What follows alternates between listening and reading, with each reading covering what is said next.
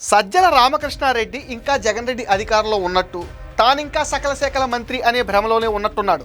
2024లో ప్రజలు 11 సీట్లు ఇచ్చి కుర్చీ లాగేగానే వైసీపీలోని గల్లీ లీడర్ నుంచి మంత్రుల దాకా అందరి ఓటమికి సజ్జలే కారణమని తుమ్మెత్తిపోశారు. అయినా జగన్ మాత్రం ఇప్పటికీ సజ్జలే తోపు అని నమ్మటం పార్టీలో ఎవ్వరికీ అస్సలు మింగుడు పట్టలేదు.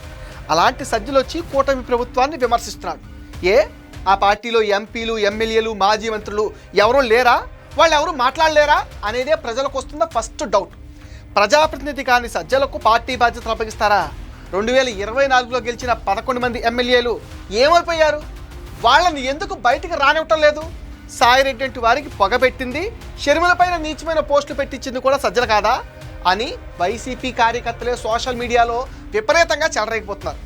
వైసీపీలోనే మద్దతు లేని వ్యక్తి వాళ్ళ పార్టీకి గలం ఎలా అవుతారో కేడర్కి జగనే చెప్పాలి. వైసీపీ ఎమ్మెల్యేలు అసెంబ్లీకి రావాలని ప్రభుత్వం సవాల్ చేస్తే సజ్జల బయటకు వచ్చి మాట్లాడతాడు.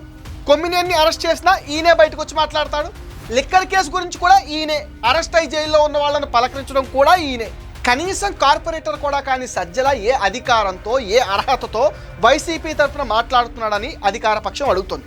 సజ్జలను దూరం పెట్టకపోతే ఈసారి ఆ 11 సీట్లు కూడా రావని వైసీపీలో పెద్ద ఎత్తున చర్చ జరుగుతున్న విషయం జగన్ రెడ్డికి తెలియదా, లేక జగన్ రెడ్డికి తెలియకుండా సజ్జల జాగ్రత్త పడుతున్నాడా అనేది వైసీపీ కేటర్ని తొలిచేస్తున్న ప్రశ్న. వైసీపీ మారదు అనడానికి సజ్జల శల్య సారథ్యమే పెద్ద ఉదాహరణ.